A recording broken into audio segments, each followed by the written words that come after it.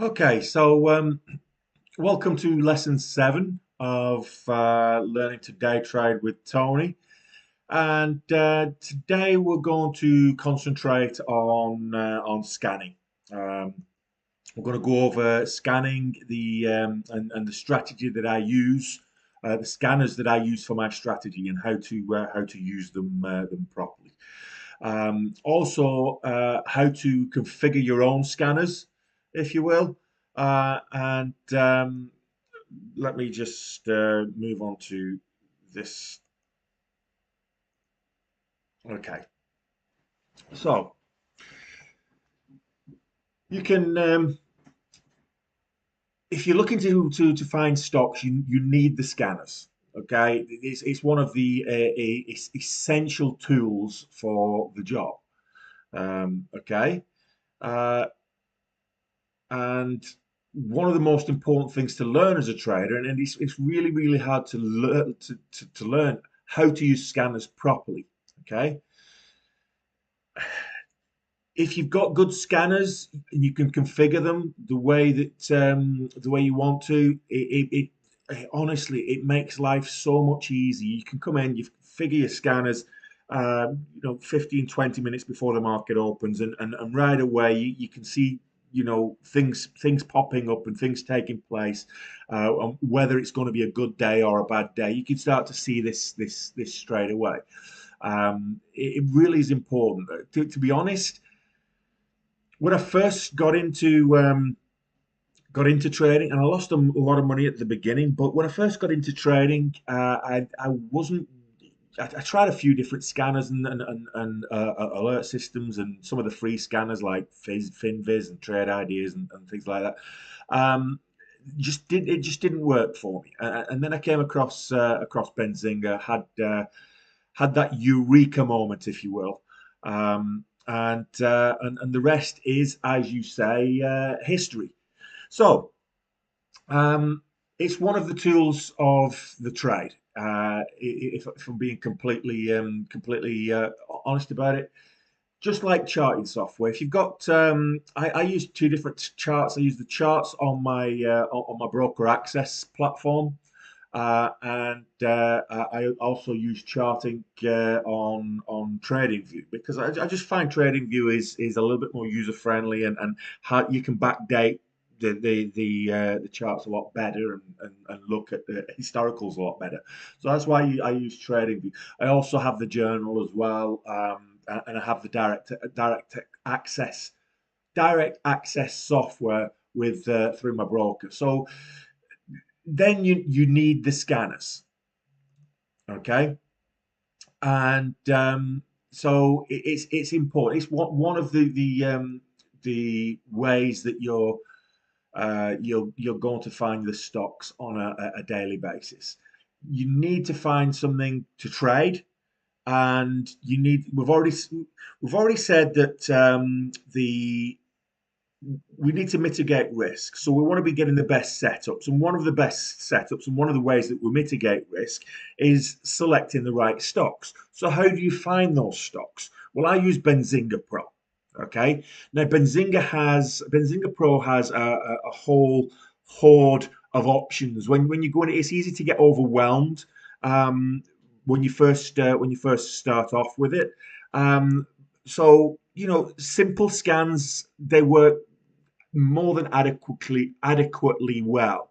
And just looking at setting up your scanners in a simple format without creating your workspace too clumsy or too busy, that it's giving too much information, that it becomes overload. You know, keep it simple. If you want to get more complex and then you can get more complex. You can use complex scanners as well, and you can configure it for complex scanners. I tend to look, the simple ones are more than adequate. Okay, so let's. What are we talking about when we say tools versus the skills? Okay, so scanners are a tool, right? And we want to have the best tools. Um, I recommend Benzinga because I think that is the best tool. But if you don't know how to use it, it's it's not really very much worth very much value. If all you're doing is going in and taking the default settings, you're not getting the best out of it. Okay, so learning how to use Benzinga properly allows you to harness that part of the technology that it allows you to ultimately put more money in your pocket. So if you think of a carpenter, for instance, and you've got a 17-year-old who's he wants to start and become a carpenter, and he gets all the fancy tools. Well, he's just not going to know how to use them because he doesn't have the skills, right? So what good are those fancy tools? And on the other hand, you might have a 45-year-old carpenter who's been doing it for 20 years. His tools are worn out. They're old, but he has the skill and he can do amazing things with those old tools. Um, you know, it's even if the tools are less than perfect, if you've got the skills behind it, you can still do amazing things. So I think of trading in a similar way, right? You want to have the best tools, but if you don't know how to use them, they're really of no use. So the goal of this class is to teach you how to use scans properly, right? We've already talked about managing risk and how to choose the right stocks, how to set up your charts, how to find patterns. And we've gone over some of the details of the specific strategies that I trade on a day-to-day basis, right? The gap and go, the momentum strategy, the reversal strategy, and okay, so now we're going to talk a little bit how I find those stocks on a day-to-day basis. All right. So here are just excuse me. Here are some of the scanners from Benzinga that I use on a daily basis. These are essentially the tools of a trader. Here's an example of what I can get out of my window on Benzinga on any given day. And typically, I have one screen dedicated to my scanners and alerts. And if you've watched me on live, you'll see when I go on YouTube and things, I'll put a lot of these scanners up there so that you can actually see it. And on the TikTok streams, I'll give a tour of my desktop and the windows that I have open. So I tend to have this one screen dedicated to the scanners right in front of me right, all the time. So I've constantly got that there. Then I'll have my charts and my trading window in two other screens. So it's everything that I need is right at hand. Okay, so I can just with Benzinga, I can just click on any of these tickers, and I can get a fully loaded. I can get a fully loaded window with all the relevant information about that particular name, about that particular stock. So it helps me to have everything right at hand. I mean, there's quite a lot going on. Um, so with all of these different scanners. Here we have the movers. This is just one scan. Now I have four of these windows open, which gives me the surging stocks, gives me the gappers, it gives me the momentum stocks, and it gives me the surging stocks. So I have four windows, all configured slightly different, which gives me slightly different information. But essentially, it's giving me the same type of information, just on different time frames and sorted different ways. Here I have the rolling news feed.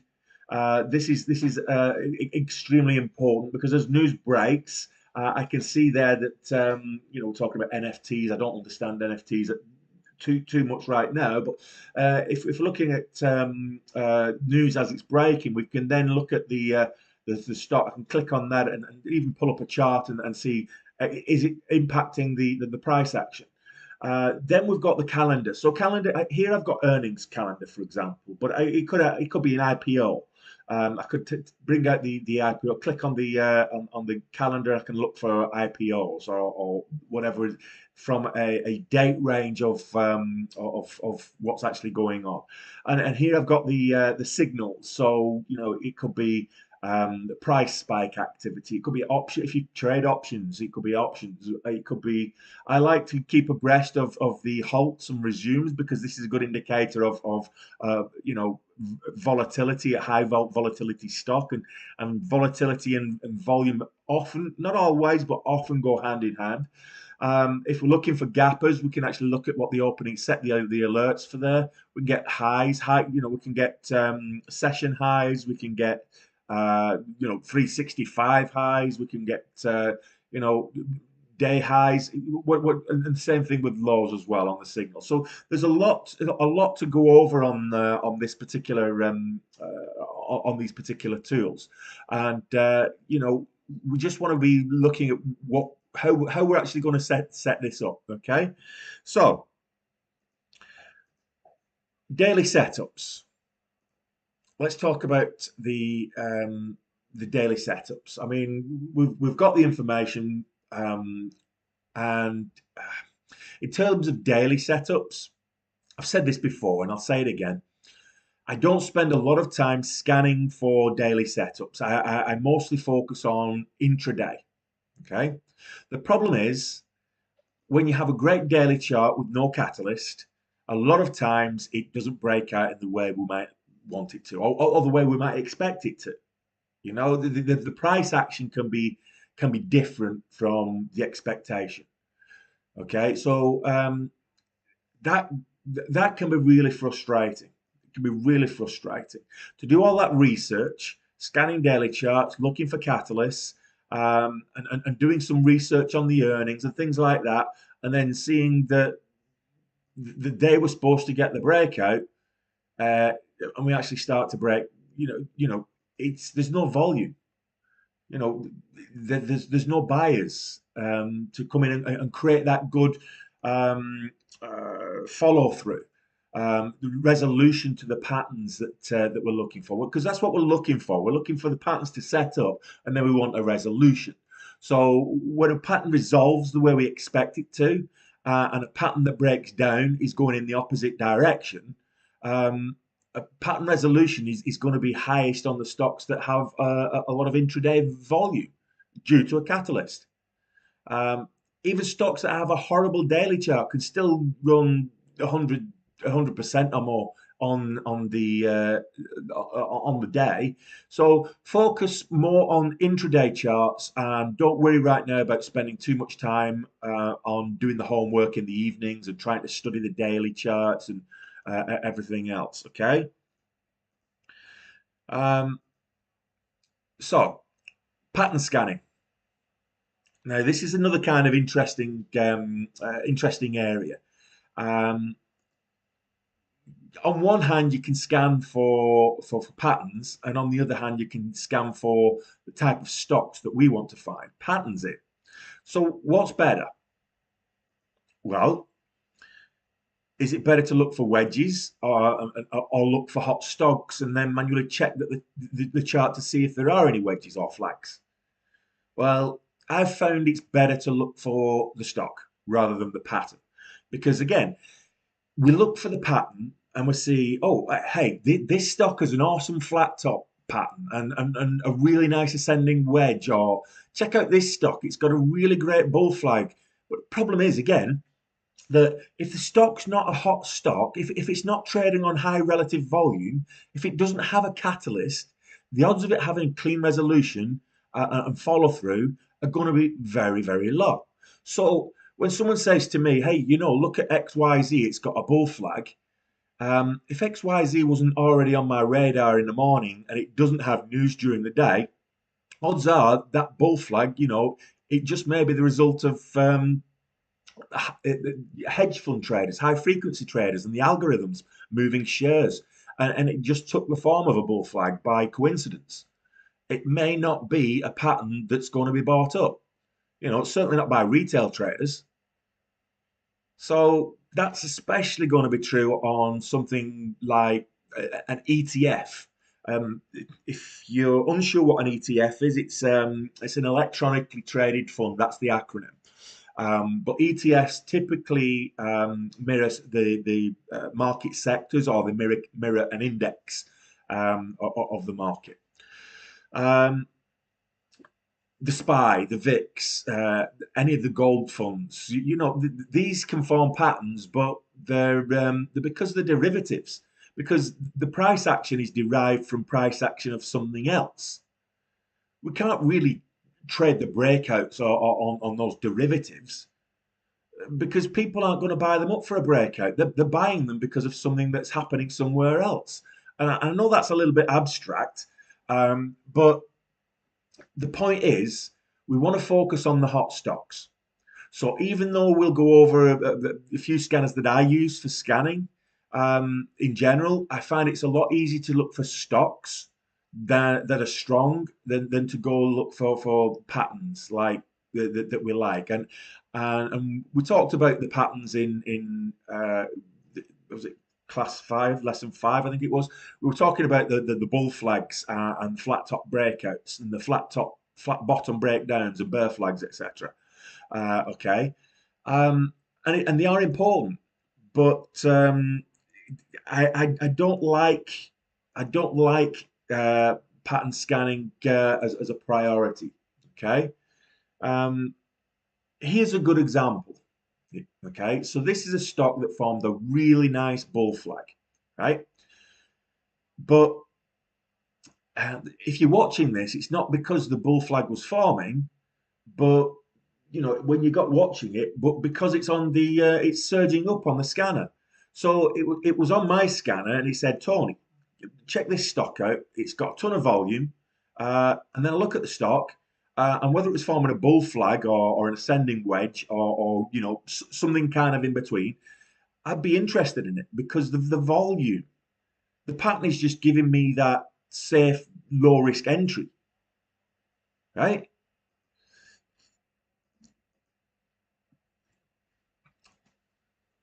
Now, minimum criteria. When I'm trading, in general, I look for a minimum of 500,000 shares of volume. Ideally, I'd like to see more than 1 million shares, and I prefer stocks trading on at least two times their average relative volume. So, relative volume, I've talked about this. I've mentioned this before, but just as a refresher, volume is relative. A stock like Bank of America trades tens and even hundreds of millions of shares a day, whereas a stock like DWAC might only trade 100,000 shares a day.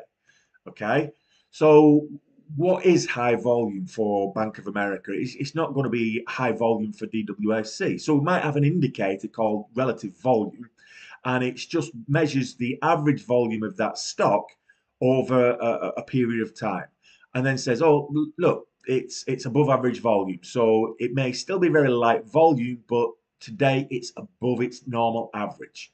Right? So a minimum of 500,000 shares of volume for my scanners. Uh, like I said, I prefer heavier volume. Sometimes, well, right at the open. If we've only got 200,000 shares trading, but the volume is pouring in, like 50,000 shares a minute, I might go ahead and take a trade.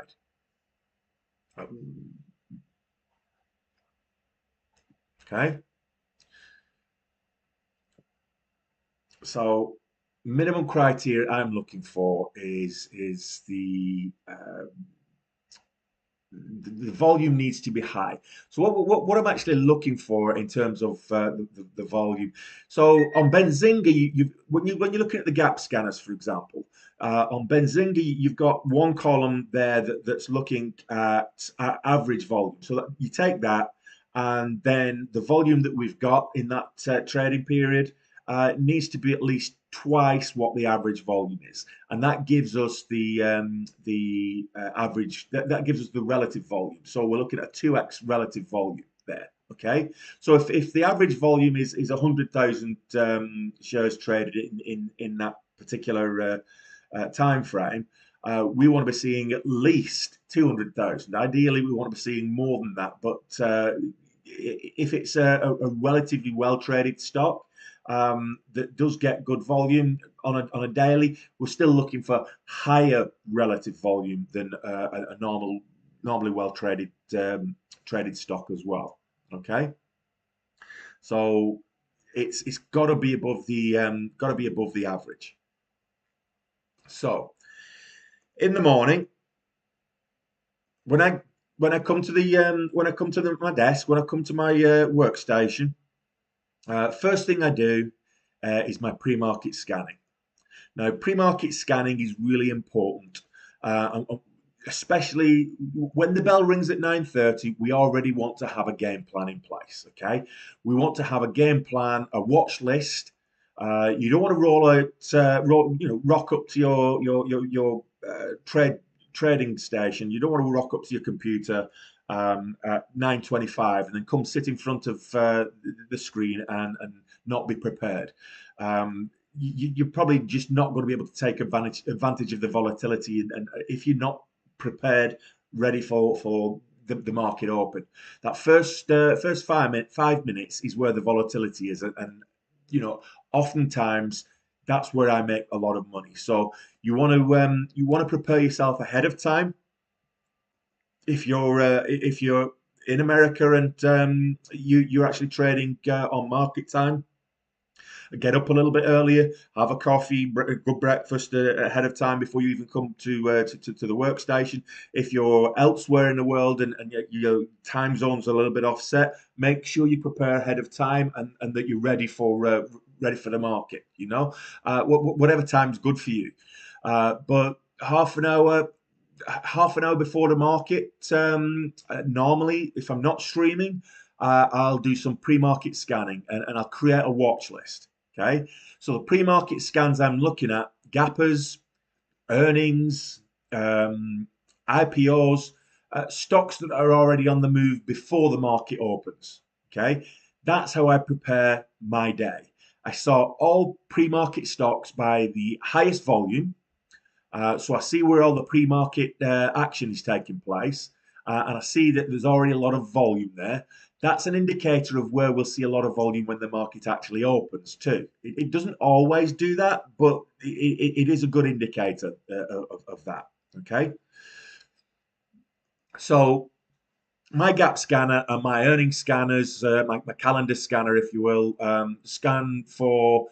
I'm looking for ideally 14% gappers, at least 14%. So I'm looking for something that's gapping up 14%, and I'm looking for stocks that are reporting earnings in the last 24 hours.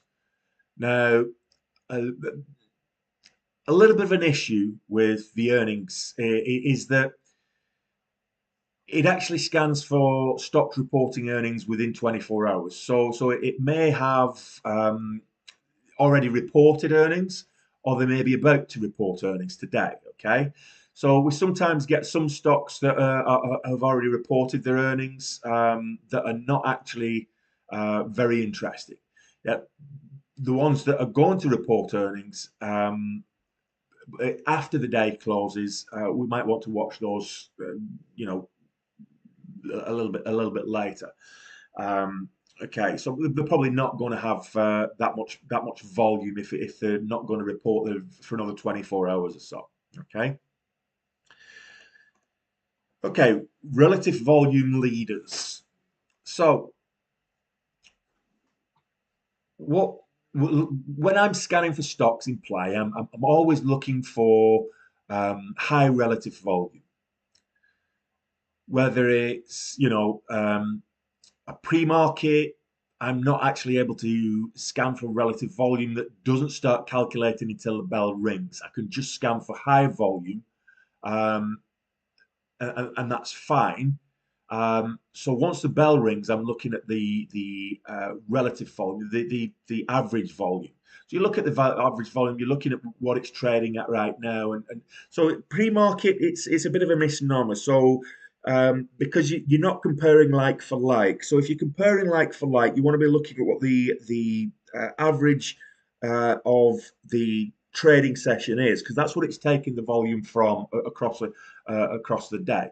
So what I'm looking for is high relative volume stocks, and after the bell rings, I've got to be watching those pretty much all day long. So the top 10 relative volume leaders, they can be in play all day long. It might be long, short, whatever direction that they're moving. They have the volume, right? So they're going to be good stocks to watch, and they're going to be. They should be good stocks all day. You're guaranteed that if there's a setup on one of those stocks, top 10 relative volume stock, then you're not going to miss it. So one approach, if you're having a hard time getting trades in, is just to focus on watching the top 5 biggest movers each day with the highest relative volume. You got to set up in one of those. If you get a setup in one of those, you're not going to miss it. Okay. Now, this is the gainers movers scanner directly in Benzinga. Now I've changed the columns around a little bit, so that you can see what's actually happening here. I've changed the columns around a little bit, so that I've got the information to hand that I need. Now, as you come in, normally the name is over here a bit next to the symbol, the price and the change are next to each other. So what I'm looking for here is I'm looking for pre-market. I'm looking for what is the change. So it's sorted by the change. So this is my session. This is my gapper scanner, if you will, first and foremost. So this is my gap scanner on its session. But then I'm looking at the volume. So if I look at QNGY here, QNGY has traded 6.5 million shares. Well, okay, is that good? Well, it's one of the just looking at the rest of the gappers, it's the top volume, the most shares traded at this moment in time. Okay, so I've got this sorted by volume, and on an average, we're looking at 1.6 million shares. Okay, so this is it's a 4x that we're looking at. This is 4 times relative volume. So Quanergy here is definitely a stock that we need to be watching. The fact that it's gapping up 52% already pre-market is an indicator, but the fact that it's 4 times relative volume is makes it even more so. Okay, when we go to NRGV, we look at this. It's gapping up 65%. I think this was the largest gapper on this particular morning session. 6 million shares. Okay, just only slightly behind QNGY in terms of the full volume. But if I look at the average shares traded on this particular stock, it's like 1.7. So you can see again, it's a more than 3. It's kind of a 3.5x in terms of the gap up close to 4x in terms of the relative volume. So this is what I'm looking for when I'm talking about scanning for relative volume. Okay, now when it comes to momentum scanners, slightly different setup. We're still looking at the same things, but I'm looking at momentum scanners, and in contrast to the high relative volume, which more of a watch list, I guess. The high momentum scanners are the scanners that are searching for high volume searches right now. Okay, they look at the entire market for stocks with the most volume for me, this is really critical. This is where I find a lot of my trades intraday. And in the middle of the day, if I'm trading in the middle of the day, I can find stocks with volume and making big moves.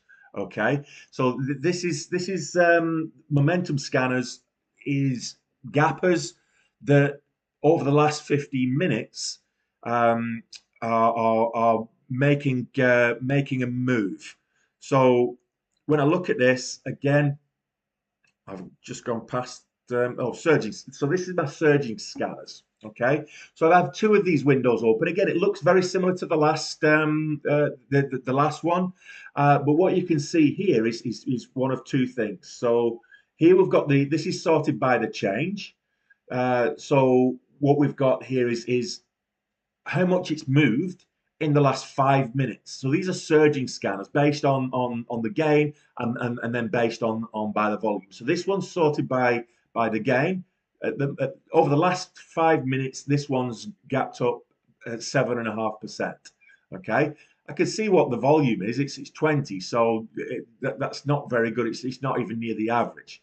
But if I'm looking at this one here, which where have I gone? Okay, sorry. If I'm looking at this one here, this is sorted by. You can't actually see this, but it's sorted by volume. You can look at 6.2 million is the volume, and you can see that that's just come through in the last 5 minutes.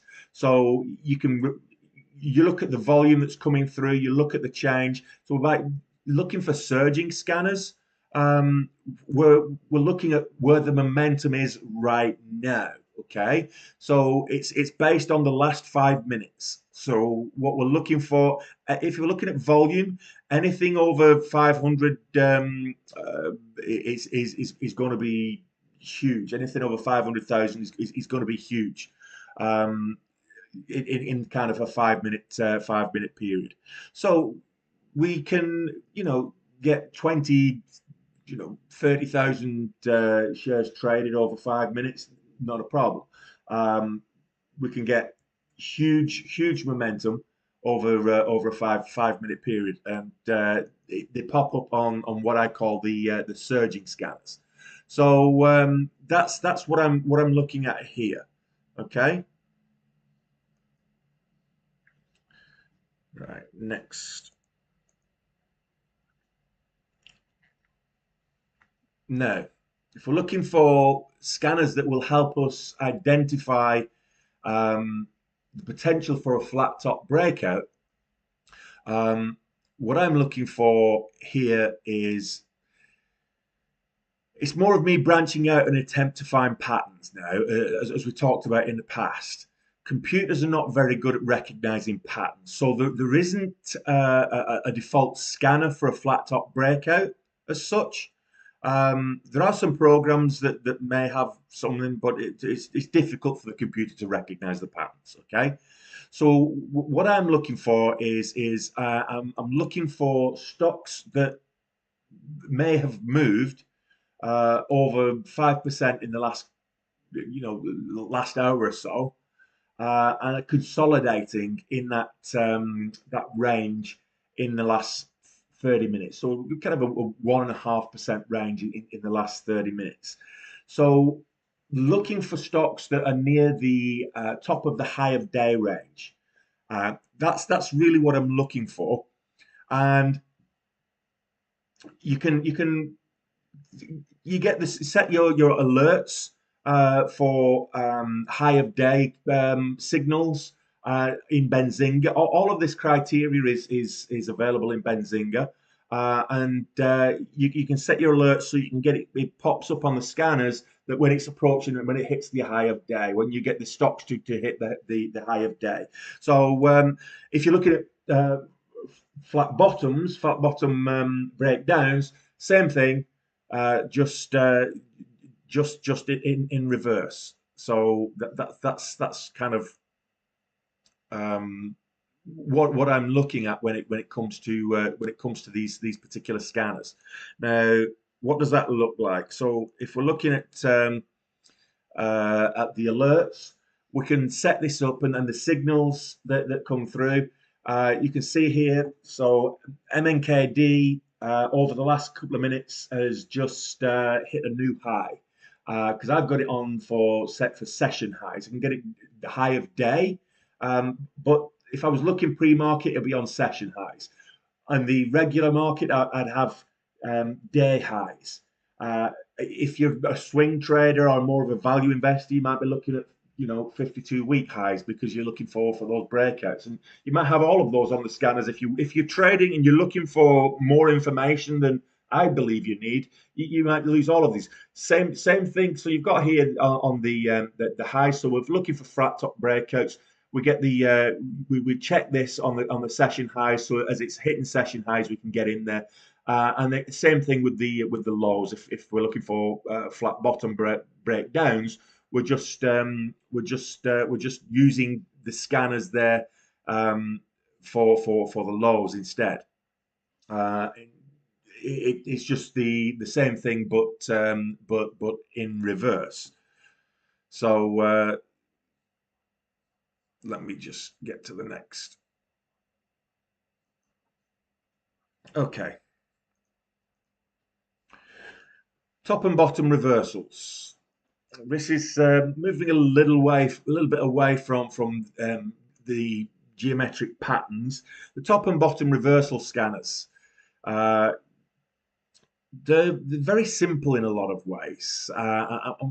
You know, um, what I've said before. If you're looking for reversals, what you're looking for is stop either hitting a new low or a new high. Okay, so you're looking for something that's at least five consecutive red 5 minute candles.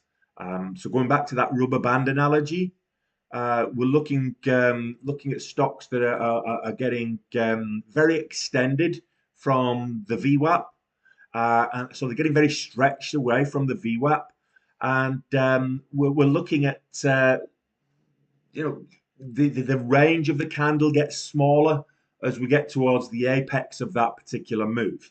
So when we're looking for a reversal indicator, we normally have a significant amount of volume, but a very narrow range on the body of the candle. So that when we're talking about dojis previously, they're a typical setup for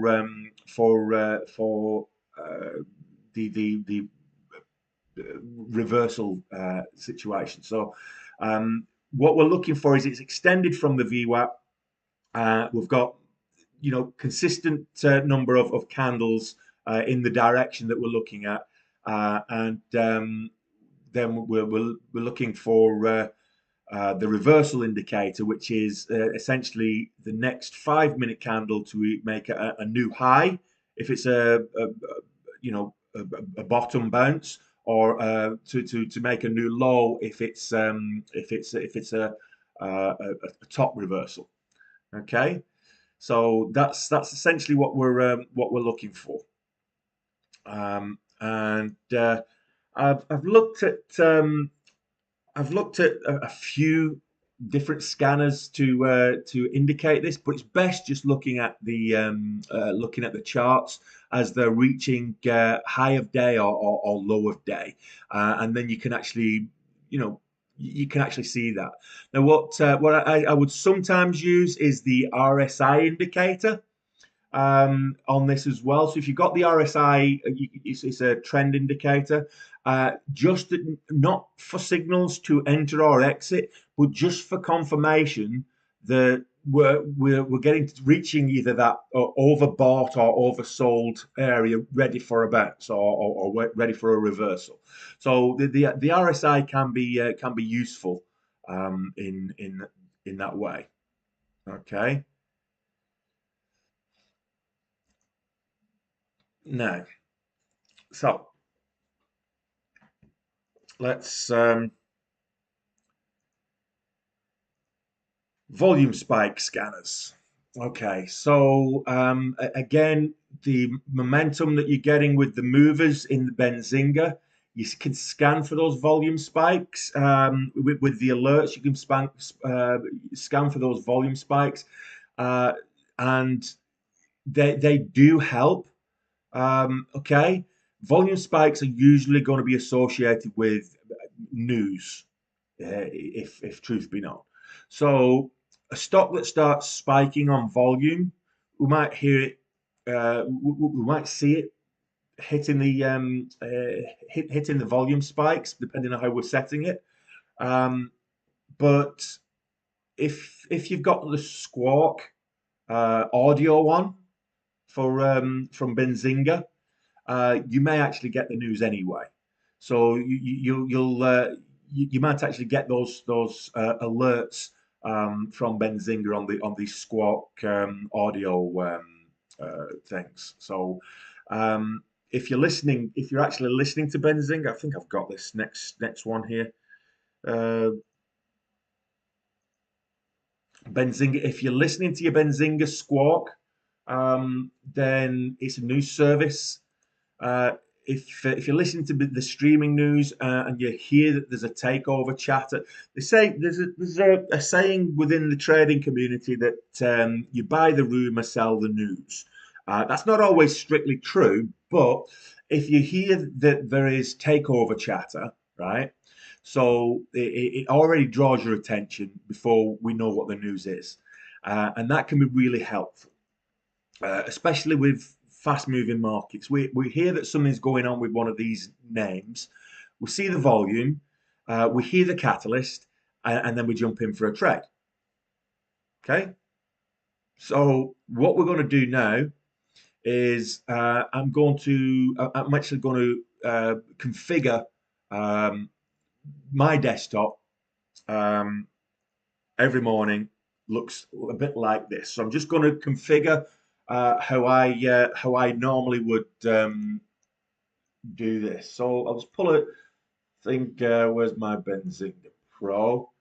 So this is what Benzinga looks like, um, and so this is what Benzinga looks like when you open it up. Okay. Now you've got your chat, all kinds of things. I just want to go over some of these things here. So down here we've got the Squawk. So you can have this on, you can mute it, or you can have it on loud. And this is an audio service that you can actually listen to the markets as they're being as they're playing out. You've got your chat, which is this window here. I find that's a bit of a distraction. So, but if you want to stay in the chat, you can actually pick up some good ideas from here. You can actually get involved, and it's an interesting community. But I find that's a bit distracting for me, so I get rid of that. So what I'm looking for, I mean, there's a lot of different things here. You can get the windows. Sorry, the ideas are people that are looking at that. I don't tend to do that. You've got details of whichever stock you're actually looking at. There's a lot of things that you can do. As I say, the calendars, you can actually look for earnings or IPOs, or at the moment this is set to calendar earnings. So you look for IPOs, you can look for any of those kind of things. You can set up your own watch list as well in Benzinga, which is kind of cool. So this is anyway. I'm going to show you what I do. So there's a number of preset workspaces that you can actually use if you want to. But what I normally do is I jump in and I look for the movers. So the first thing I do is I look for the movers. Now, when you're new, it will pull up the best practices and it'll give you a tutorial. So that's good. So what I would do is you can look for the gainers and you lose. As I've keep saying, I'm long biased, so I look for gainers. Now it's my pre-market scanner, and I want the session. Okay, that's pretty much it. Now I can look at the price point on these sliders, or I can look at the market cap on these sliders. If I'm interested in a particular sector, I can put that in. That's fine. What I'm actually doing is I'm just setting up my template. So what I then do is I look at, okay, well, I want what's most important to me is the symbol. So I'll move then how much it's gapped up. So the change next to the symbol. Okay, that's the next thing. The next thing after that is the volume. I want to know what the volume is. The name of the ticker is irrelevant to me, if I'm being completely honest. It's the symbol because that's what I'm going to be putting into my trading into my trading.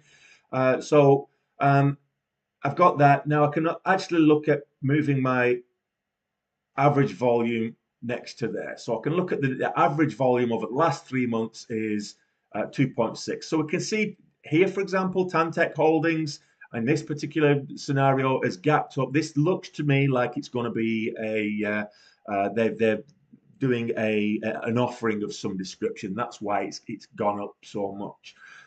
It's not a legitimate one, especially on only 19,000 when the relative volume, average volume is 2.6. Okay, so 39 million here on Mullin Automotive. Now that's it's on relatively good volume because we're effectively looking at a 5x volume there. So that's up 46%. Is that one? So that would potentially look at it. But I'm just going to show you how I set up my scanners on a workday. So I get that one. Then I could come down here for the signals, and I pull the signals in. Okay. I don't want the best practices. I know what I'm doing, and then I'll get the news feed. Okay. This is essentially all I do. This is my workspace. Of course, I would encourage you to play with this. I would encourage you to get what you need out of it and configure it how you want it, okay? So this is a basic scanner in Benzinga. So what I'm then doing is on this, I'm putting a couple of little filters because you might want to trade the lower cap stocks that are below a dollar, 80 cents or something like that. But you know what? I'm looking for price. I want a minimum of $3. That's just how I set it up. That's how I trade. And then I'm looking at the volume, and I want a minimum of 50,000 shares traded. Okay, because I want to get rid of the public offerings and share offerings and all that kind of stuff. So I want it greater than the 50,000. So I get rid of those things. Then what I do is I get 4 windows. So I pop that out, and that's up here, and I do that 4 times. Okay. So we've then got 4 windows all showing the same thing.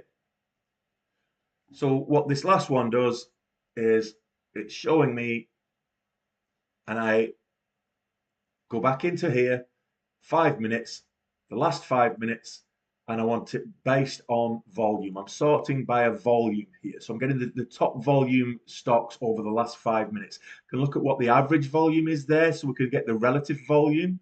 And I'm not too worried about what that actually is. This one is exactly the same, but the gappers. So these are the surging stocks that I'm sorting for now. Okay, pre-market 5 minutes, and it's just the gap that I'm looking at. Okay,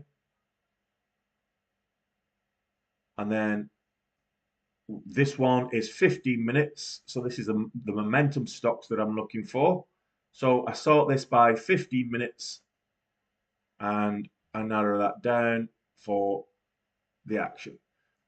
And this one I leave as is the pre-market. So here is what we've got straight away. Now I can lift this up slightly so I then look at what we can see. And this is very quickly, inside 10 minutes, 5 minutes, I've got everything I need pre-market to start building a watch list. So right now I've got my gappers. I can see what the average volume should be versus what the actual volume is. So are we gapping up on relative high volume? I've got the last 15 minutes. I've got the surging stocks here over the last 5 minutes. So this is the scanners. Then when we get down to the signals, I've got price spike activity. I normally would have the halt and resume checked during regular market hours. But you can even have opening gap there. The thing is with opening gap, you'd need to configure that because you normally have a lot of stocks with opening gaps. If it's got a gap of 2%, it's still going to show up. So you need to configure it to be at least a certain percentage. Now I'm looking for stocks that are gapping up at least 14, more than 14%, so at least 15%. So we can see here Indonesian Energy is 21%. Everything else is below. So Indonesian Energy, Renewable Energy Group, and First Horizon were acquisitions. And Indonesian Energy was the only one this morning that I took a trade on that and lost. Actually, I took a trade on TDoc as well, but again lost. So not a good trading day. And then these are the momentum stocks. So what we get to see is and we can flick during we can look at where the momentum is, so we can actually flick between the actual percentage and the volume at the click of a button. So we're actually getting the information to our hands, everything that you need to create a watch list. And that's essentially setting up my scanners first thing in the morning. So have a play if you're using Benzinga. There are other scanners out there that you can use. You know, there are some free scanners that you can use, but I do recommend Benzinga. Everything that you need is there. Have a play around with it. You know, 14-day trial for free. Have a play around with it. Get to know it. Just learn how to read the signals on Benzinga scanners. It is it's a wonderful piece of kit, and I swear by it. Okay, so that kind of concludes today's lesson. Um, I hope you got a lot from it. I hope you now understand where I'm getting my stocks to trade. And what I would say is people are asking me for signals. Benzinga is where I get my signals from. So if you subscribe to Benzinga, then I've got the essential package, which is about 170 quid a month. There is a basic package, which is about 40 quid a month, $40 a month, or something along those lines. There is a pro package, which is good if you're an options trader. But like I say, I only dabble with options. I'm not a professional options trader, so I don't use that one. I only use the essential package. But yeah, so I hope you got a lot out from today. I hope you understand the importance of scanners and finding the right stocks. Benzinga is a tool that I recommend wholeheartedly. I use it every single day, and if you want to try another scanning system, by all means, go ahead. But you need to be able to pick the stocks out before the market opens. You need to be prepared before the market opens. Now, tomorrow, the next lesson, so chapter 8, if you will, or lesson 8, is going to be about trade management and your psychological game, if you will. So there's going to be a lot to go over with that. And how do you manage each trade, and you know, keep um, how do you keep calm when you're in a position that puts you under pressure? I guess so. Join me for that one. If you've got it, as usual, if you've got any questions, feel free. This is my email address. Feel free to drop me an email. I will respond to all emails. I'll respond to all questions, and I may even use them during you know during a future lesson or a future live. I may even bring it up. So in the meantime, thanks for joining me for this lesson, and I'll see you on the next one. Take care.